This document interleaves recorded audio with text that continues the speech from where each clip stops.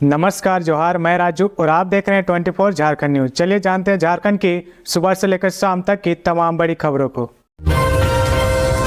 झारखंड में अगले 2 दिनों तक भारी बारिश के आसार, इन जिलों में अलर्ट। बंगाल की खाड़ी में बन रहे लो सर्कुलेशन का असर झारखंड में भी देखने को मिलेगा। राज्य के अलग अलग हिस्सों में 22 जुलाई से इसके असर दिखने की संभावना है। मौसम विज्ञान केंद्र की माने तो 22 और 23 जुलाई को कोल्हन और मध्य हिस्से, राजधानी और आसपास के में कई स्थानों पर भारी बारिश की चेतावनी है। इसको लेकर मौसम केंद्र ने येलो अलर्ट जारी किया है। इससे झारखंड में कमजोर पड़ गए मानसून को रफ्तार मिलने की भी उम्मीद जताई जा रही है। मौसम विज्ञान केंद्र के अनुसार 22 जुलाई को चाईबासा, जमशेदपुर, सरायकेला, खरसावां, खूंटी और रांची के साथ साथ रामगढ़ के कुछ हिस्सों में कहीं कहीं भारी बारिश हो सकती है। वहीं 23 जुलाई को इन जिलों के साथ साथ लातेहार, गुमला और लोहरदगा में भी कई स्थानों पर भारी बारिश की चेतावनी है। ऐसे में 3 दिन अच्छी खासी बारिश हो सकती है। ऐसे में पिछले कुछ दिनों से सुस्त पड़े मानसून को एक बार फिर से तेज होने की प्रबल संभावना है।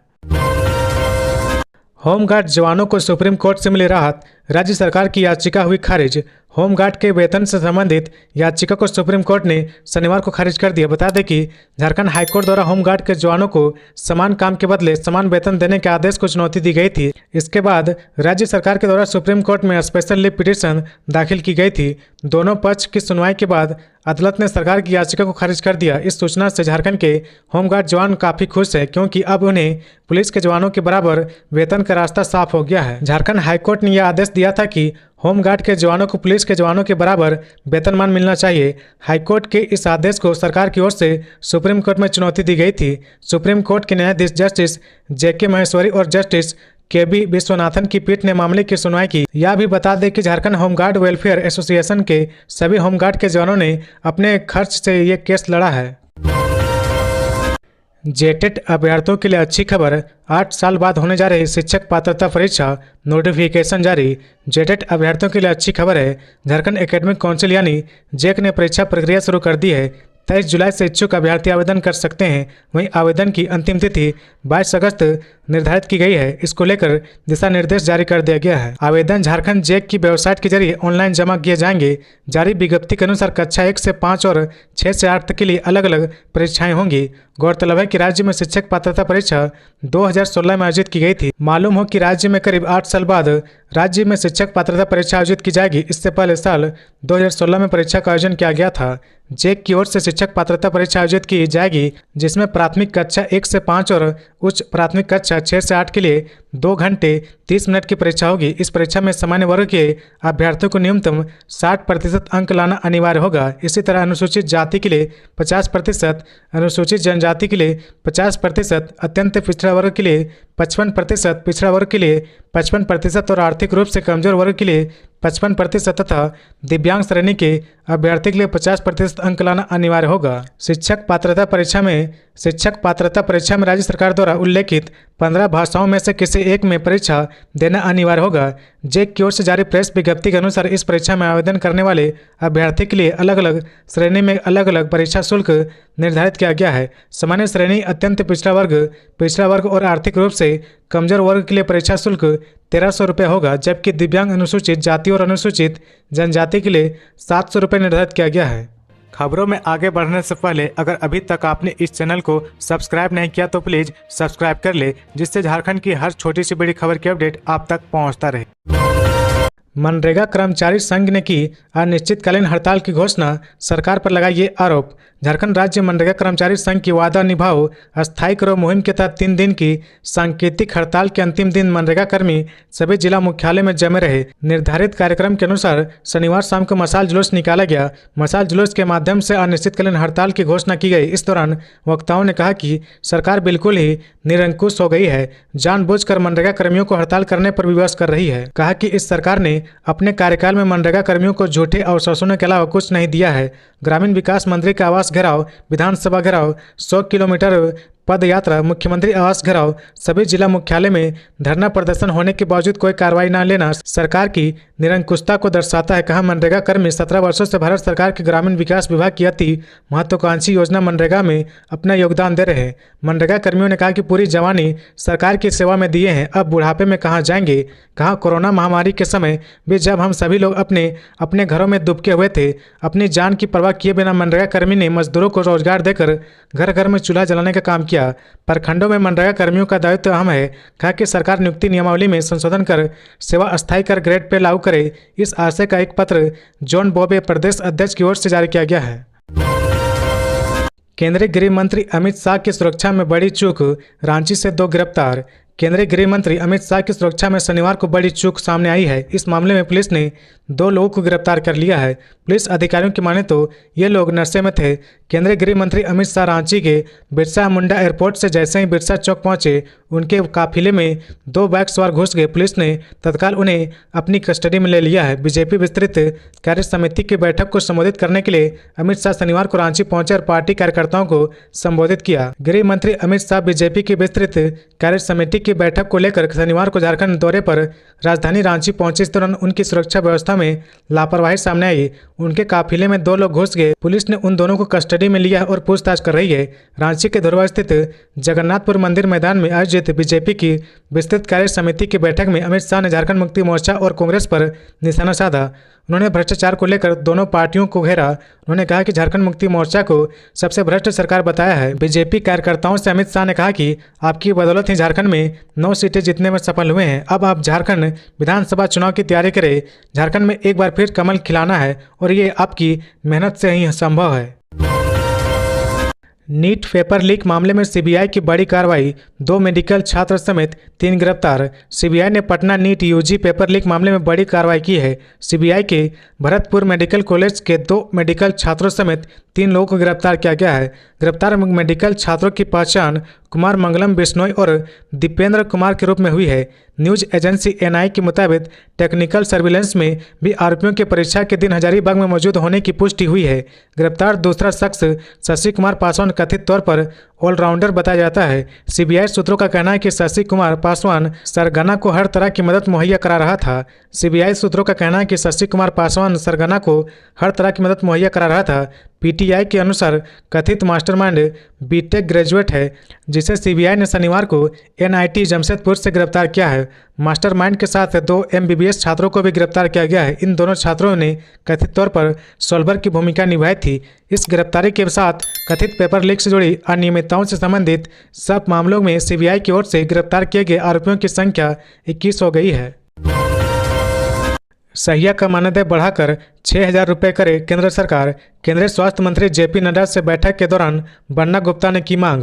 केंद्रीय स्वास्थ्य मंत्री जेपी नड्डा और केंद्रीय स्वास्थ्य राज्य मंत्री अनुप्रिया पटेल ने झारखंड के स्वास्थ्य मंत्री बन्ना गुप्ता के साथ परिवार नियोजन कार्यक्रम को लेकर वर्चुअल बैठक की। झारखंड के स्वास्थ्य मंत्री अपने गृह जिले जमशेदपुर से बैठक में शामिल हुए और बैठक के दौरान राज्य में चल रहे स्वास्थ्य योजनाओं की अद्यतन स्थिति की जानकारी देते हुए कई मांगे रखी। परिवार नियोजन कार्यक्रम विषय पर वर्चुअल बैठक में राज्य के स्वास्थ्य चिकित्सक शिक्षा एवं परिवार कल्याण मंत्री बन्ना गुप्ता ने कहा कि झारखंड में परिवार नियोजन कार्यक्रम को प्रभावी ढंग से लागू करने के लिए भारत सरकार राज्य का सहयोग करे।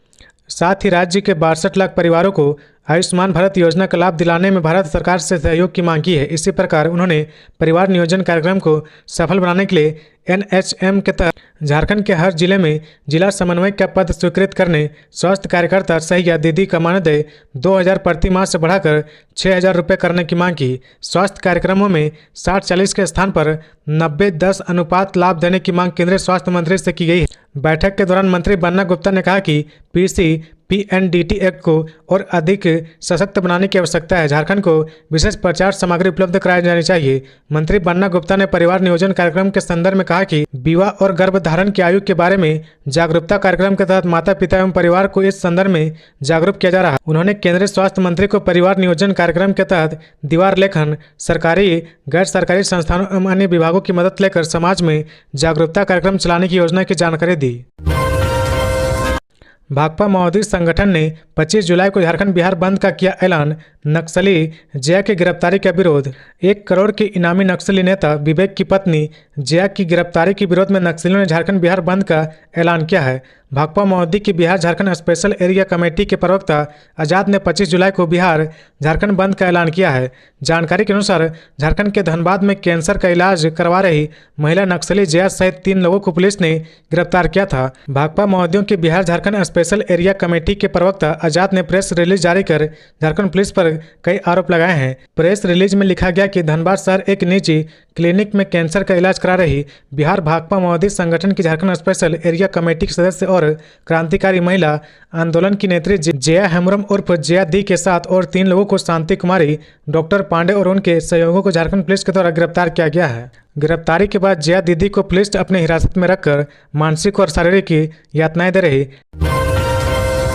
देवघर में सीएम हेमंत ने अधिकारियों संघ की श्रावणी मेला तैयारी की समीक्षा कर श्रद्धालुओं की सुविधा का रखे विशेष ध्यान। श्रावणी मेला की तैयारी को लेकर मुख्यमंत्री हेमंत सोरेन ने शनिवार को देवघर में वरीय अधिकारियों के साथ बैठक की। इस दौरान उन्होंने देवघर श्रावणी मेले की तैयारी की जानकारी ली और मौजूद अधिकारियों को कई दिशा निर्देश दिए। बैठक के दौरान हेमंत सोरेन ने कहा कि श्रावणी मेले में देवघर पहुंचने वाले श्रद्धालुओं की किसी तरह की कोई दिक्कत न हो, इसका विशेष ख्याल रखे।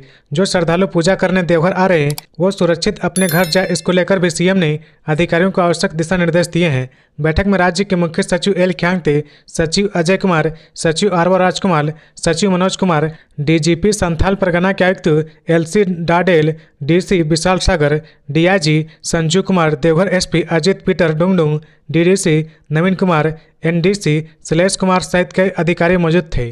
बैठक करने के बाद मुख्यमंत्री हेमंत सोरेन ने देवघर और संथाल परगना के झामुमो कार्यकर्ताओं से भी मुलाकात की और आगामी चुनाव को लेकर कई महत्वपूर्ण दिशा निर्देश दिए। मध्य अफ्रीका के कैमरून में फंसे झारखंड के सभी 27 प्रवासी मजदूर 21 जुलाई को लौटेंगे भारत। मध्य अफ्रीका के कैमरून में फंसे झारखंड के 27 प्रवासी मजदूर 21 जुलाई को भारत लौटेंगे। उनकी मजदूरी का भुगतान कर दिया गया है। रविवार को उनकी वतन वापसी होगी। मजदूरों ने पिछले दिनों वीडियो संदेश जारी कर केंद्र व राज्य सरकार से सुरक्षित वतन वापसी की गुहार लगाई थी। राज्य सरकार ने इस मामले में संज्ञान लेते हुए केंद्र सरकार से आग्रह किया था। 4 महीने से मजदूरी नहीं मिलने के कारण खाने पीने में परेशानी हो रही थी। कामगारों ने वीडियो संदेश जारी किया था। सोशल मीडिया पर वायरल होने के बाद झारखंड व भारत सरकार हरकत में आई। इस सिलसिले में प्रवासी श्रमिकों के मुद्दे पर काम करने वाले सामाजिक कार्यकर्ता सिकंदर अली ने केंद्र और राज्य सरकार से मजदूरों की सकुशल वतन वापसी के लिए पहल करने की मांग की थी। भारतीय दूतावास ने बकाये मजदूरी और वतन वापसी को लेकर संबंधित कंपनी और मजदूरों के बीच वार्ता हुई थी और इसका निष्पादन विनायक कंपनी तथा LNT कंपनी की मध्यस्थता के कारण सफल हो पाई है। 4 महीने का बकाया मजदूरी भुगतान के साथ वतन वापसी का रास्ता साफ हो गया है। झारखंड के श्रम मंत्री सत्यानंद भोक्ता द्वारा भी इस मामले में पहल की गई थी। खबर की सूचना पर प्रवासी मजदूरों के परिवार में खुशी की लहर देखी जा रही है। कैमरून में बोकारो, गिरिडीह और हजारीबाग जिले के विभिन्न क्षेत्रों से मजदूर हैं। आजसू ने रांची में फूंका सीएम हेमंत का पुतला, कहा राज्य में कानून व्यवस्था ध्वस्त। राज्य में ध्वस्त कानून व्यवस्था के खिलाफ आजसू ने रांची स्थित अल्बर्ट एक्का चौक पर मुख्यमंत्री हेमंत सोरेन का पुतला दहन किया गया। मौके पर उपस्थित आजसू के कार्यकर्ताओं ने कहा कि रांची समेत पूरे राज्य में चरमराई कानून व्यवस्था की वजह से हर एक राज्यवासी डर के माहौल में जीने को विवश है। राज्य में हत्या, लूटपाट, बलात्कार जैसी आपराधिक घटनाएं आम हो गई है। अपराधी बेखौफ होकर घटनाओं को अंजाम दे रहे, उनके भीतर कानून का भय खत्म हो गया है। कल रात ही हरमू में एक बैंक कर्मी की अपराधियों ने गोली मारकर निर्मम हत्या कर दी। ऐसे घटनाएं राज्य भर में आए दिन हो रही। हेमंत सरकार और पुलिस प्रशासन भ्रष्टाचार में डूब गए हैं और आम जनता की सुरक्षा के प्रति उनकी कोई जवाबदेही नहीं है। पुतला दहन कार्यक्रम में रांची जिला महानगर महिला, युवा और छात्र इकाई के सदस्यों ने हिस्सा लिया। पुतला दहन कार्यक्रम के लिए सभी पदाधिकारी और कार्यकर्ता रांची विश्वविद्यालय गेट के समीप एकत्रित हुए और फिर वहां से एक साथ अल्बर्ट एक्का चौक के लिए पैदल मार्च किया। मौके पर आजसू के पदाधिकारी ने कहा कि आज लोगों को घर से निकलने में डर लगता है। लूटपाट, छिनताई समेत अन्य आपराधिक घटनाएं में अत्यधिक वृद्धि हुई है। सरकार को सिर्फ अपनी कुर्सी से मतलब है, जनता की तकलीफों से उनका कोई वास्ता नहीं है। बढ़ती घटनाओं ने राज्य की छवि को पूरे देश में धूमिल किया है। अर्जुन मुंडा ने बीजेपी के आगामी कार्यक्रमों की दी जानकारी, कहा झारखंड के चौसक ही बन बैठे हैं शासक। रांची में आयोजित विस्तृत कार्य समिति सम्मेलन में पूर्व मुख्यमंत्री अर्जुन मुंडा ने कहा कि यह विस्तारित कार्य समिति ऐतिहासिक है जो झारखंड में परिवर्तन के संकल्प के साथ संपन्न होगी। उन्होंने कहा कि आज झारखंड की सत्ता पर वैसे लोग बैठे हैं जिन्होंने वर्षों तक झारखंड को लूटा है, आंदोलन के साथ भद्दा मजाक किया है। उन्होंने कहा कि इनकी नीयत आज भी बदली नहीं है। उन्होंने कहा कि आज राज्य में लुटेरे मस्त और उद्योग धंधे पस्त हैं। उन्होंने कहा कि आज आदिवासी, दलित, महिला, युवा, पिछड़ा सभी वर्ग इस सरकार से परेशान है। प्रदेश प्रभारी डॉक्टर लक्ष्मीकांत वाजपेयी ने आज प्रस्तुत राजनीतिक प्रस्ताव का समर्थन करते हुए कहा कि राज्य की परिस्थितियां परिवर्तन की बाट जो रही है। एक तरफ तीसरी बार मोदी सरकार से देश विकसित भारत के संकल्प को पूरा कराने में प्रधानमंत्री के नेतृत्व में जुट गया है, वहीं दूसरी ओर झारखंड में में डबल इंजन की सरकार बनाने के लिए कार्यकर्ताओं ने कमर कस लिया है। कहा कि झारखंड की जनता भाजपा के आह्वान के साथ खड़ी है, हमें जनता के बीच जाकर अपनी बात रखनी है। मुख्य सचेतक विधायक बिरंची नारायण ने लोकसभा चुनाव परिणाम का विस्तृत विश्लेषण किया। प्रदेश संगठन महामंत्री करमबीर सिंह ने आगामी कार्यक्रमों की चर्चा करते हुए कहा कि कार्य समिति के संकल्पों को लेकर हम गांव-गांव जाएंगे। वक्ताओं ने निर्णय लिया कि 1 अगस्त से 14 अगस्त तक महिलाओं का अत्याचार के खिलाफ महिला मोर्चा सभी जिला केंद्रों पर आक्रोश प्रदर्शन करेगी। युवा मोर्चा द्वारा प्रखंड अनुमंडल कार्यालय में भ्रष्टाचार के खिलाफ तालाबंदी कार्यक्रम चल रहा है।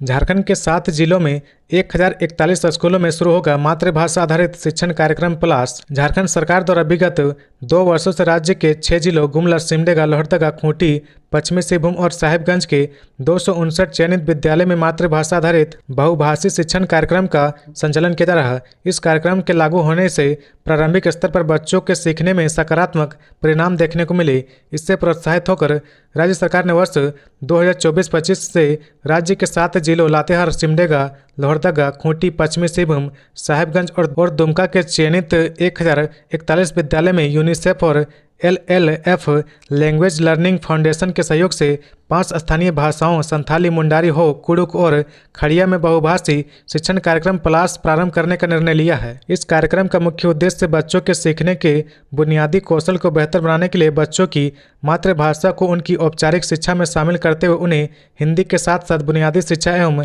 संख्या ज्ञान सिखाने के लक्ष्यों को प्राप्त करना है। राज्य सरकार द्वारा इस कार्यक्रम को अकादमिक सत्र 2024-25 से 1000 विद्यालयों में विस्तारित करने की योजना के अंतर्गत 8 जनजातीय भाषा बहुल जिलों के प्राथमिक, उच्च प्राथमिक विद्यालय में 2 चरणों में भाषाई सर्वेक्षण कराया गया है। जिन जिलों में भाषाई सर्वेक्षण हुआ उसमें दुमका, गुमला, खूंटी, लोहरदगा, पश्चिमी सिंहभूम, साहिबगंज, सिमडेगा और लातेहार शामिल है। इन जिलों में विद्यार्थियों और शिक्षकों की भाषा से जुड़े आंकड़े एकत्रित किए गए। एकत्रित आंकड़ों का सत्यापन विद्यालय से संबंधित संकुल साधन वेसियों CRP के द्वारा किया गया। रांची के वेंडर मार्केट में दुकान लेने के बाद भी फुटपाथ नहीं छोड़ रहे दुकानदार, लगा रहा जाम। राजधानी रांची के फुटपाथ दुकानदारों को व्यवस्थित करने के लिए रांची नगर निगम ने शहर में कई जगहों पर वेंडर मार्केट का निर्माण कराया है। इसमें फुटपाथ दुकानदारों को दुकानें भी आवंटित की गई है। दुकान देते समय स्पष्ट कहा गया था कि अब वे फुटपाथ पर दुकान नहीं लगाएंगे, लेकिन फुटपाथ दुकानदार अपनी हरकत से बाज नहीं आ रहे। कई दुकानदारों ने मार्केट में मिली दुकान पर अपने परिजनों को बैठा दिया और खुद फुटपाथ पर दुकान लगा रहे। इधर फुटपाथ पर दुकानें लगाने से आए दिन लोगों को जाम का सामना करना पड़ता है। फुटपाथ दुकानदारों के पुनर्विकास को लेकर दायर जनहित याचिका पर सुनवाई के दौरान हाईकोर्ट ने सख्त टिप्पणी की थी। हाईकोर्ट ने कहा था कि जब मार्केट में इन्हें दुकानें आवंटित कर दी गई है तो फिर सड़क पर दुकानें क्यों लगा रहे, उन्हें शिफ्ट क्यों नहीं किया जा रहा, ऐसे लोगों पर प्रशासन व निगम क्या कार्रवाई कर रहा है। डिस्टिलरी पुल के समीप वर्ष 2023 में 5.17 करोड़ की लागत से सब्जी मार्केट का निर्माण किया गया। इस मार्केट में मांस व मछली बेचने वाले दुकानदारों को दुकानें आवंटित की गई। इसके बावजूद आज भी सड़क किनारे खुलेआम मांस मछली की दुकानें सज रही है। इसी मार्केट के ऊपर 79 लाख की लागत से शेड बनाया गया। इसके बावजूद आज भी सड़क किनारे खुलेआम मांस मछली की दुकानें सज रही। इसी मार्केट के ऊपर 79 लाख की लागत से शेड बनाया गया, लेकिन इसमें जाने के लिए सब्जी दुकानदार तैयार नहीं है। पलामू में सांसद के कार्यकर्ता पर फायरिंग, पुलिस ने मौके से बरामद किया खोखा। पलामू जिला के नवा बाजार थाना क्षेत्र में सांसद के कार्यकर्ता पर हमला हुआ।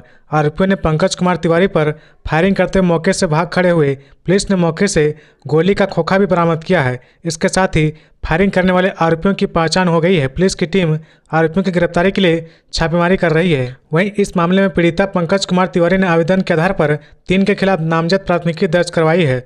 नवा बाजार थाना प्रभारी चिंटू कुमार ने फायरिंग घटना की पुष्टि की है। थाना प्रभारी ने बताया कि घटनास्थल से खोखा बरामद किया गया है, साथ ही आरोपियों की पहचान कर ली गई। इस घटना में शामिल आरोपियों के खिलाफ बालू के मामले में पहले भी कई कार्रवाई हुई है। पंकज कुमार तिवारी ठेकेदार का कार्य करते हैं, वे एक निर्माण कार्य से जुड़े हुए हैं। इसी बात को लेकर इलाके में 3 युवकों ने उसके कार्य में दखल दिया था और रंगदारी की मांग की थी। नवा बाजार थाना प्रभारी चिंटू कुमार ने थाना में दिए गए आवेदन के अनुसार बताया कि शनिवार शाम तीनों आरोपी हथियार के साथ पंकज कुमार तिवारी के घर गए थे। आरोपी उन्हें खोज रहे थे, लेकिन पंकज घर पर नहीं थे। बाद में पंकज के घर के बाहर खड़े थे। इसी क्रम में 3 आरोपी मौके पर पहुंचे और उनको निशाना बनाते हुए फायरिंग कर दी। तो ये थी आज की झारखंड की टॉप बड़ी खबरें। इसी तरह झारखंड की हर छोटी सी बड़ी खबर देखने के लिए आप हमारे चैनल 24 झारखंड न्यूज को सब्सक्राइब करके बेल आइकन प्रेस कर ले, जिससे झारखंड की हर छोटी सी बड़ी खबर की अपडेट आप तक पहुंचता रहे। तो आज के लिए बस इतना ही, हमें दीजिए इजाजत, फिर मिलते हैं नेक्स्ट न्यूज में।